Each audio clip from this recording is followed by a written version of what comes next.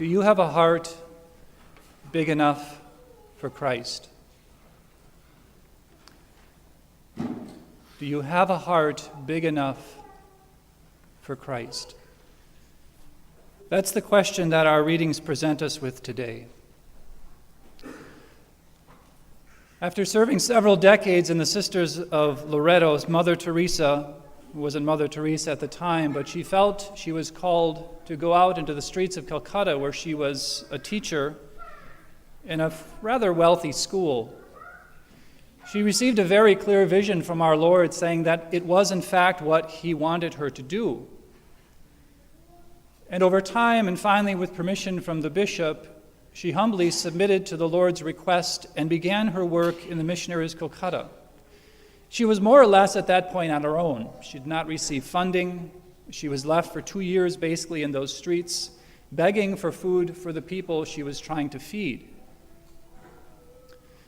Now, most of the people that she was serving in the ghettos of Calcutta were Hindus, and Hindus believed in reincarnation and karma, which means that if you are suffering in this life, if you're in the streets, if you're diseased or anything like that, it means that you are suffering because of a bad life you had previously.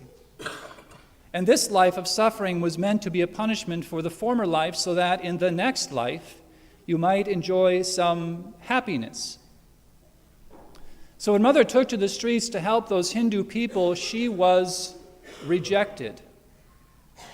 She was rejected by Hindus in 2 different groups. The first group were the Hindu religious leaders who said, you can't help those people because you're messing with karma. If you don't allow them to undergo their suffering, if you try to relieve their suffering, they're not going to experience happiness in the next life to come. She wasn't only rejected by the religious leaders of the Hindus, but she was also rejected by the very people she was serving because even they believed that their sufferings meant that the next life would mean happiness. And this was quite a quandary for her, for Mother Teresa. She eventually went back to the Lord and she said, Lord, I am very sure you sent me out here to take care of these people, but they are rejecting me. And he simply told her, they are rejecting you because they do not yet know me. But that's what you're there for. Our gospel to reading today, and I had a number of priests over once a month. I've got a number of priest friends that come over and we have dinner together, and we generally share what we spoke about in our homily on Saturday, and sometimes I steal their ideas and come on Sunday. But one of them asked me, it turns out that none of them preached actually last night because of various reasons, other people preaching or they were starting vacation or something. And they said, did you address the dogs thing in the gospel? And of course they're talking about the gospel today that Jesus is basically calling this Canaanite woman who's coming to him asking for help a dog.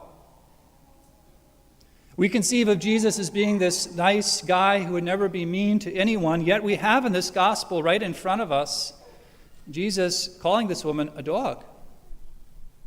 It is not right to throw what belongs to the children to the dogs, he says.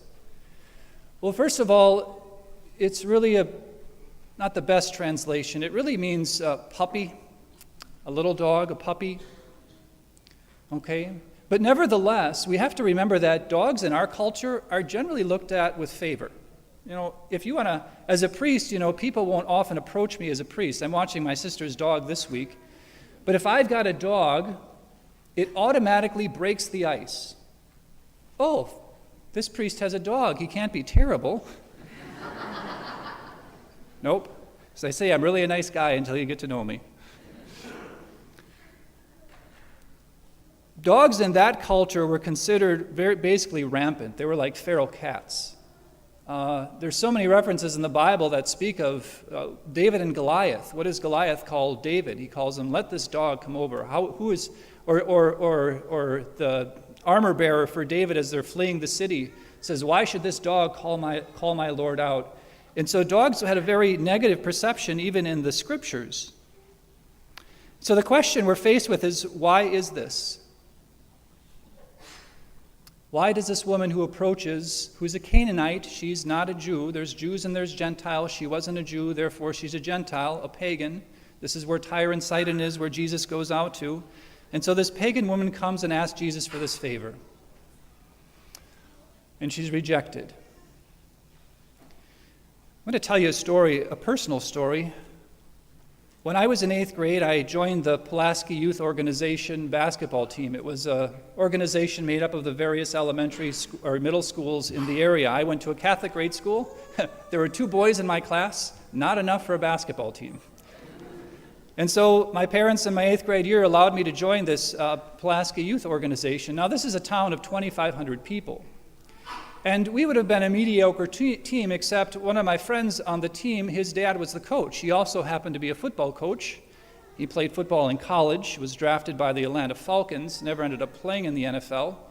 But he was known for his hard hitting and intense attitude.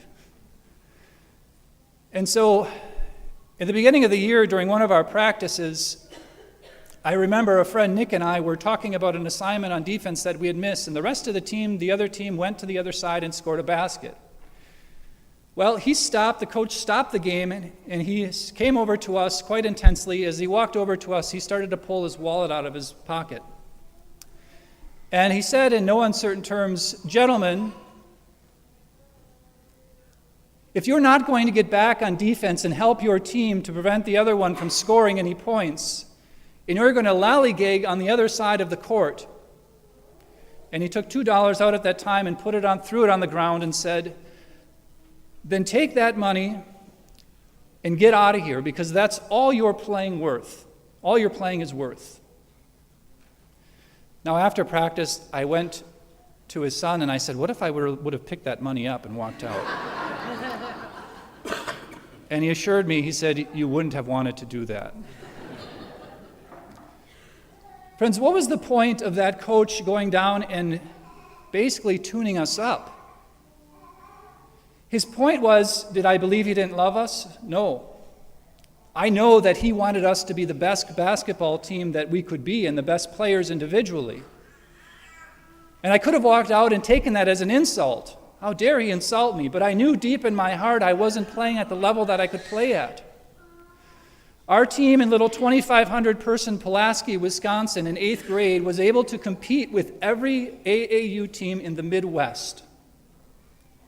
Almost every tournament we played in, we went to the championship. And half of the time, we won. Why? Because he wouldn't let us settle for mediocrity. What's going on in the gospel today? Jesus refuses to let this woman settle for mediocrity. He doesn't want her to go away thinking that, well, Jesus is a good person for cures, and that's all he's worth. And so he draws her into this conversation that can be a little tenuous. Why? Because he wants her to go into the very roots in the depths of her faith. She doesn't want her to be like so many of the Jews were at the time, just looking for a bread king, looking for cures, because he had so much else to offer them. And he knew they had more in them than they were giving. It's obvious that Jesus does not want to reject this woman. Why? Because she comes to him, and what's his first response? He doesn't listen. She persists. And what does the disciples say? "Get rid of her, Lord. She's annoying us." And what does he say almost in confirmation? "I came for the lost sheep of the house of Israel," which were the Jews, not the Gentiles. But yet, notice how she doesn't give up.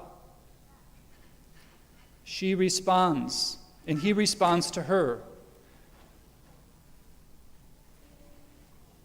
"It is not right to take the food of the children and throw it to the dogs. Please, Lord, for even the dogs eat the scraps that fall from the master's table." She's basically saying, "Lord, I know I don't deserve this. I know I don't deserve this, but you can do it." What was the error of so many of the favored people, Jews at that time, in Jesus' time? They thought they deserved the rights. What were the scribes and the Pharisees arguing? They said, "We are the heirs to the kingdom. We are the sons and daughters of Moses. And remember what Jesus says, God could raise up from these stones sons and daughters. What he's looking for is a living relationship. Not one defined by, well, if I say 3 Hail Marys today, I'm going to be okay. No, he's looking for a relationship that's built on trust. He expanded this woman's heart just like he expanded Mother Teresa's heart. Even in the face of rejection, having a persistent will that, yes, Lord, in fact, I believe you are calling me to this. Where does that put our faith? Is the Lord the absolute center of your life? It's easy to put the Lord at the center when we're here at church because it's pretty obvious. We're with like-minded people. But are you going to put the Lord in the center out in the parking lot when you get into your cars and drive out? No, this is actually perfect because they just resealed the parking lot and there's no stripes, no arrows, no anything. So there might be a little confusion. You might say, well, what direction are we supposed to be going? I can't see the lines. Maybe there's cars out there right now that are parked all crooked. And somebody took 2 spaces when they should have taken 1. And you thought to yourself, well, what do they think they're doing? Right? Not that any of you would get impatient while you're driving. Is he the Lord of your workplace? Is he the Lord of your house? In every room of your house? Is he the Lord of the conversation that begins to go south when you begin to speak detractingly about others? Is the Lord really the center of your life? Despite some sort of resistance, maybe, or tendency to want to engage in something you know you shouldn't be. So, friends, that's the question I think the Lord leaves us with today, especially in the midst of this gospel. Do you have a persistent faith in the Lord? Do you humbly go to the Lord saying, Lord, you know, I don't deserve this, but I do know you can give it. And whatever you give, I'm grateful for. It's how I begin my prayer. I learned it from a spiritual director years ago. The first thing I do, and if I forget, the rest of the prayer is pretty bad. If I don't go to prayer, and the first thing I say must always be, Lord, I have several people I need to pray for here, and I don't deserve for you to answer any of my prayers because of my own sinfulness. But yet I know in your mercy, you give me good things even though I don't deserve them. And so I ask you to humbly grant this prayer, this petition. We say before we receive communion, and I just want to leave you with this. Lord, I am not worthy to receive you, but only say the word, and your servant will be healed. What does that, Lord, mean to you?